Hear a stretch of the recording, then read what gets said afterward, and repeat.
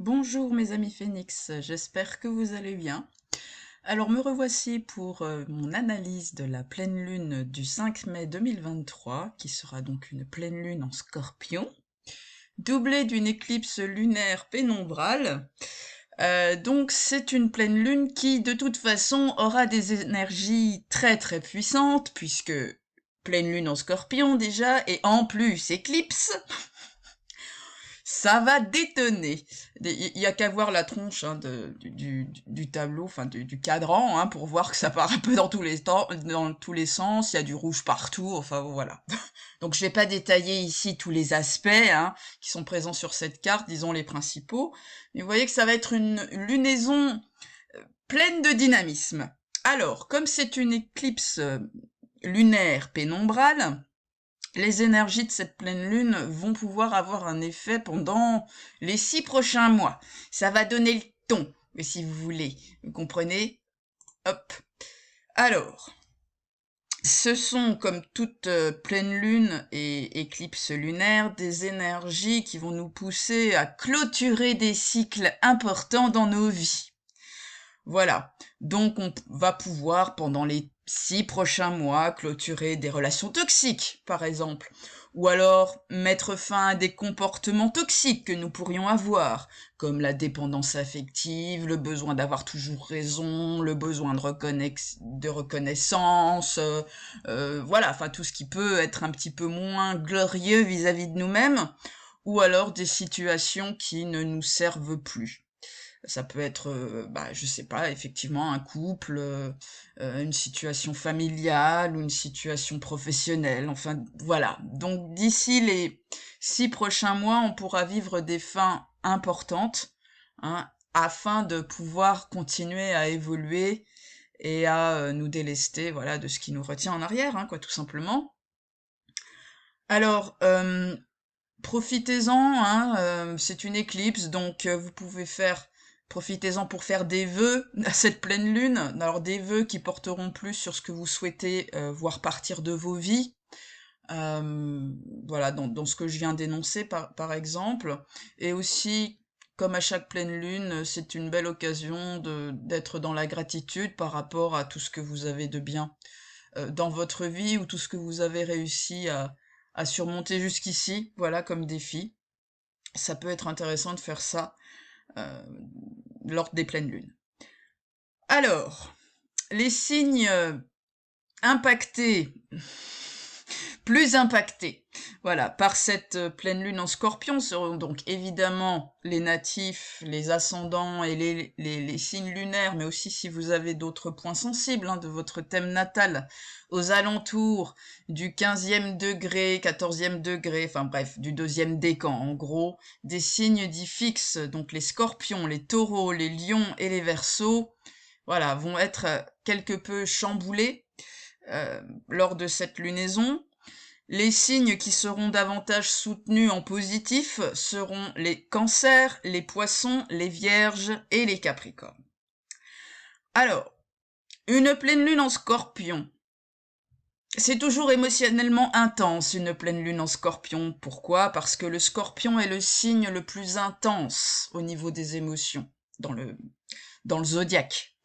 C'est le signe de la purge, de l'épuration, des énergies un peu obscures, voire sombres, des émotions enfouies, des traumas, mais pour justement que nous puissions récupérer notre véritable pouvoir, hein, puisque c'est aussi le signe du pouvoir intérieur, le scorpion. Donc voilà, ça risque quand même d'être une pleine lune émotionnellement intense. Voilà, donc ici la lune en scorpion, hein, vous voyez le petit dard là. Voilà, la pleine lune en scorpion, opposée forcément au soleil, et ce sera d'autant plus vrai que cette fois-ci, elle est conjointe, enfin, oui, conjointe à Uranus, qui est la planète du chamboulement soudain, des bouleversements, des choses qui nous arrivent qu'on n'avait pas prévues. C'est l'électricité, c'est le tonnerre, mais aussi pour des libérations importantes, des reprises de liberté, d'indépendance. Donc, voilà, Uranus qui touche cette pleine lune, hein, qui est conjoint au soleil et opposé à la lune, on peut voir que ce sera une pleine lune qui aura forcément un impact, hein. Ça va bousculer dans les chaumières, hein, on va dire.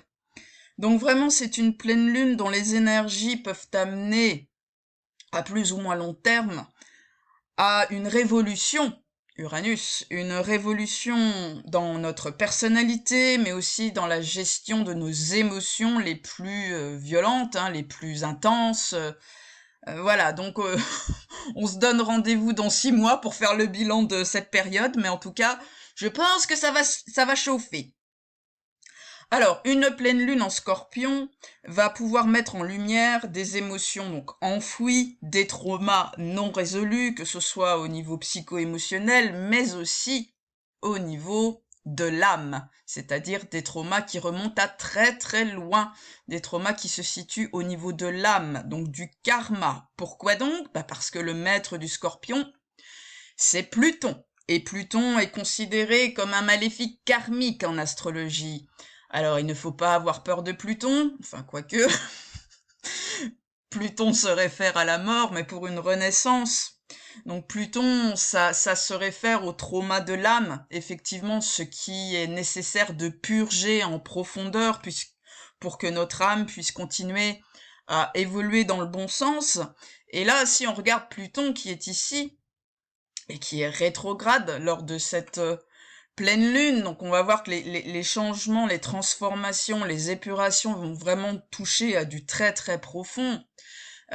Donc ce Pluton est en carré au nœud lunaire, qui est donc l'axe karmique, hein, pour tout le monde, le nœud sud représentant ce que l'on doit lâcher, mais du passé, plus ou moins lointain, mais tout en gardant le meilleur de ce passé, pour avancer sereinement vers là où l'âme elle souhaite aller en fait, hein. Donc comme on est sur un axe Scorpion-Taureau, il y a énormément de traumas, de violences psychologiques, de ou physiques, hein, même de jalousie, obsession, manipulation. On est sur ça, hein, avec du nœud sud en Scorpion. Donc pour aller vers le nœud nord en Taureau, qui est la paix intérieure, le calme, la quiétude, même si la tempête fait rage à l'extérieur. C'est ça le nœud nord en Taureau. Donc le fait que Pluton soit en carré au nœud lunaire, le carré est l'aspect de défi en astrologie. C'est les défis à relever pour évoluer, les carrés. C'est pas très tendre, hein, comme aspect. Donc cet aspect-là nous indique que on va être amené de gré ou de force, hein, avec Pluton, souvent.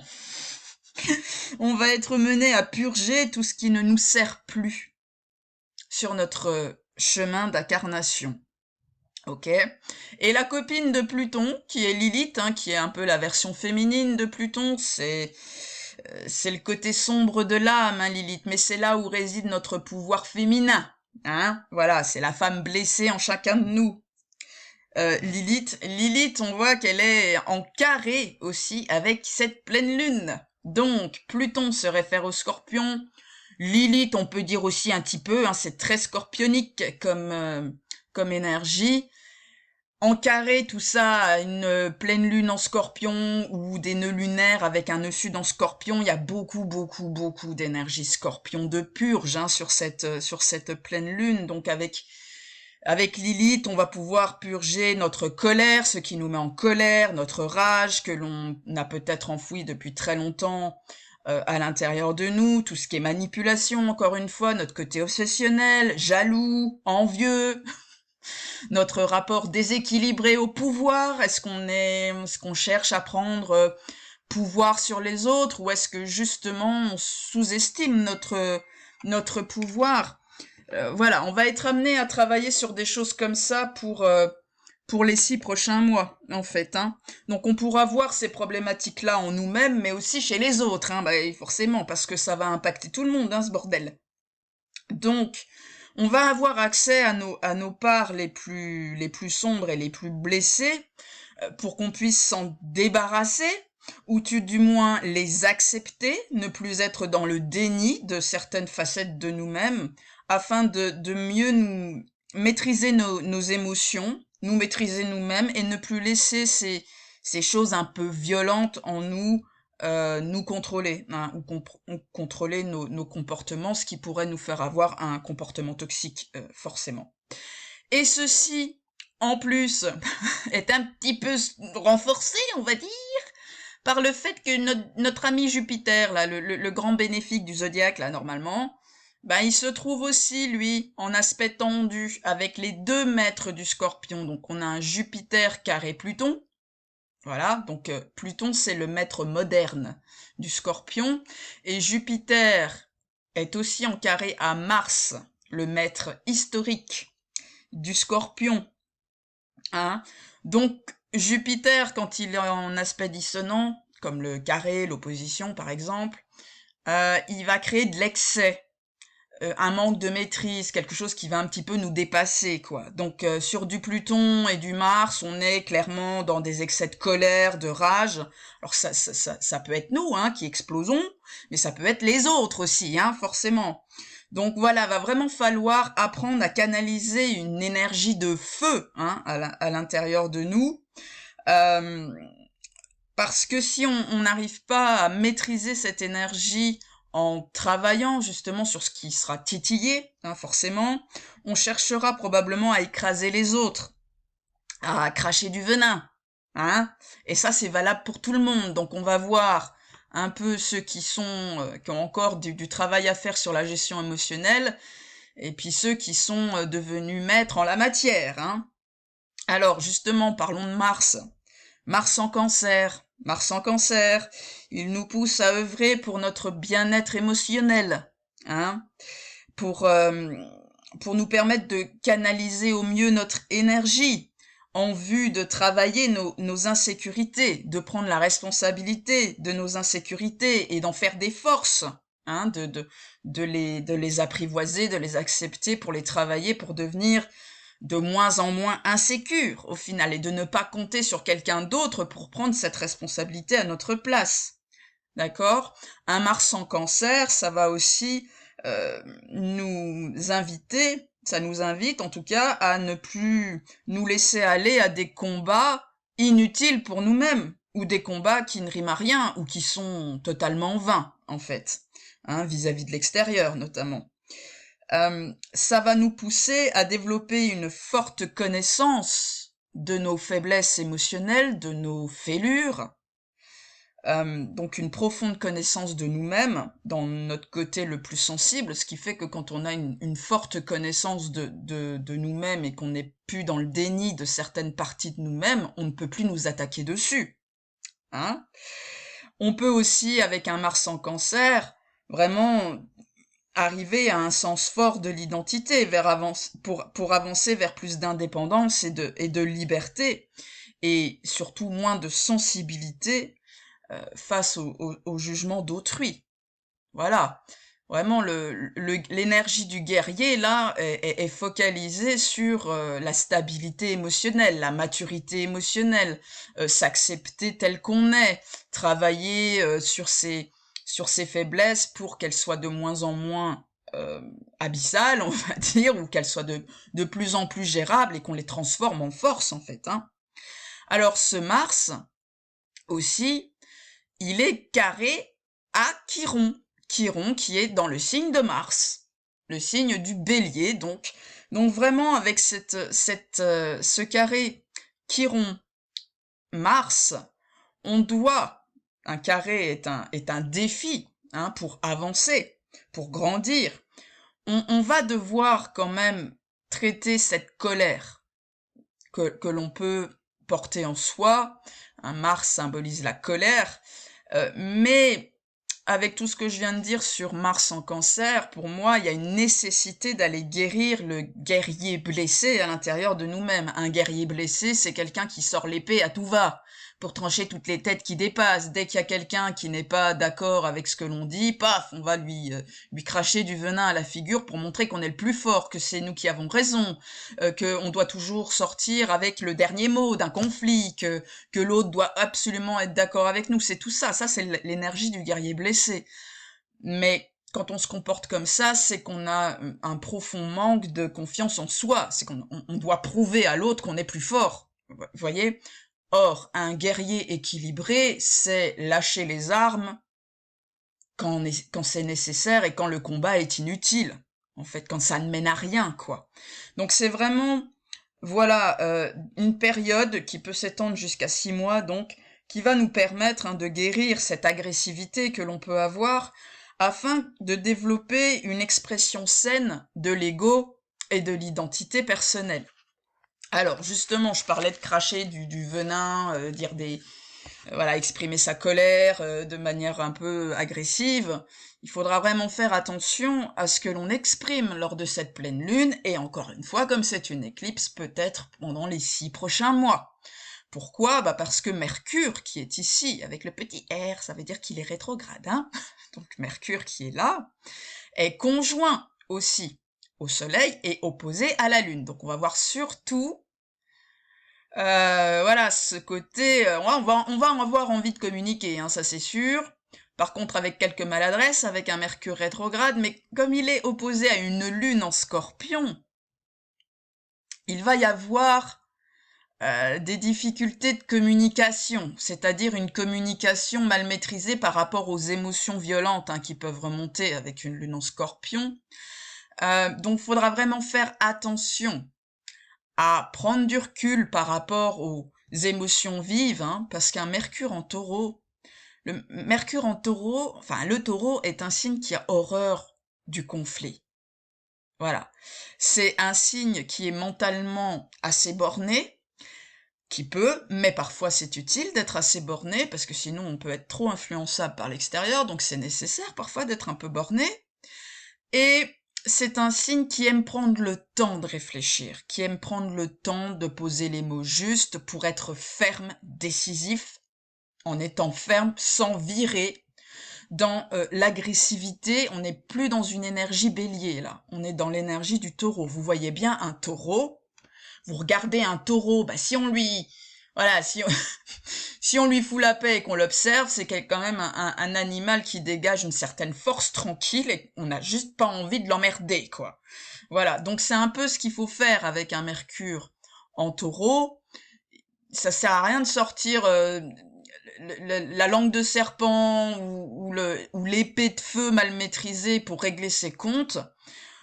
On nous demande vraiment d'agir de parler et de réfléchir avec beaucoup de maturité, stabilité. On est sur un signe de terre, avec ancrage, et ne pas se laisser aller à des débordements émotionnels qui seront probablement provoqués par cette énergie scorpion là, mais vraiment de savoir maîtriser tout ça de manière pragmatique, réaliste, patience, ténacité.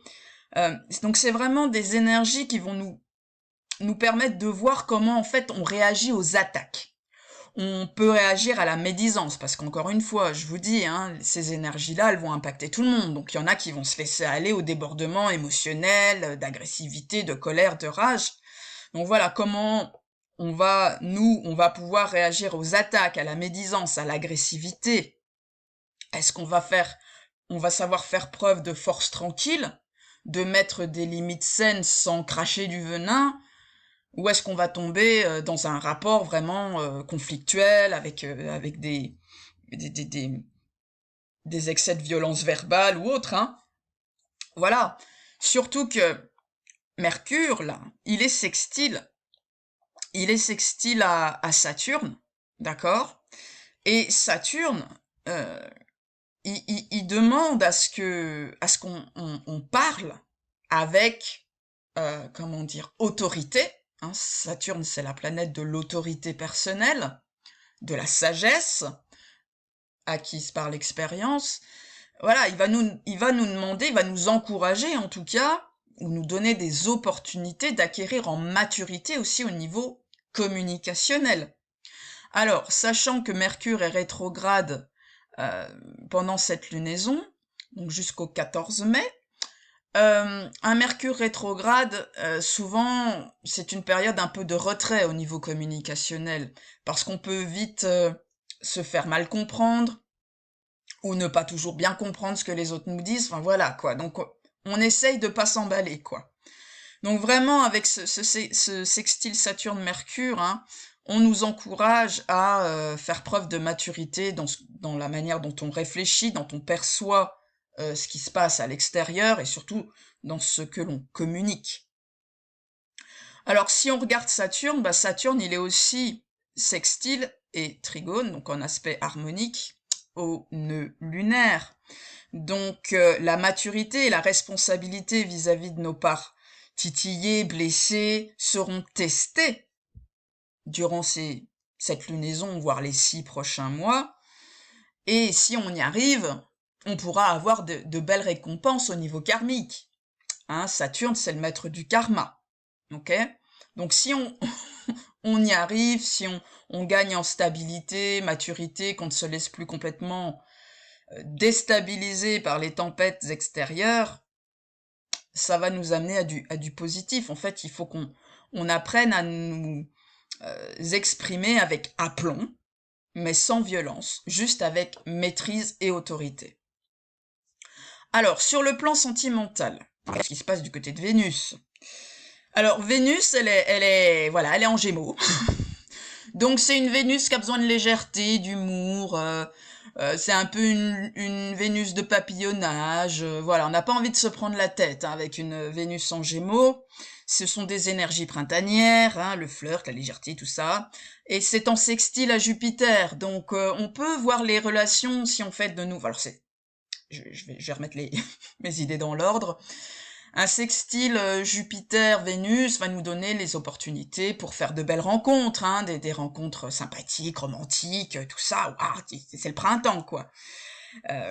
Seulement toujours avec Jupiter et Vénus, il y a une idée de voilà, Jupiter, c'est celui qui magnifie, hein, qui fait regarder le truc avec des lunettes roses, d'accord? Alors, il faudra quand même se méfier parce que Vénus est en carré à Neptune aussi, hein, Neptune, en aspect dissonant avec Vénus. Donc, on va prendre les mauvais côtés de Neptune, la désillusion, le fantasme, l'idéalisation, les rêves qui n'ont rien à voir avec la réalité. Donc, voilà, nous sommes dans des périodes énergétiques qui favorisent les relations fantasmées, idéalisées.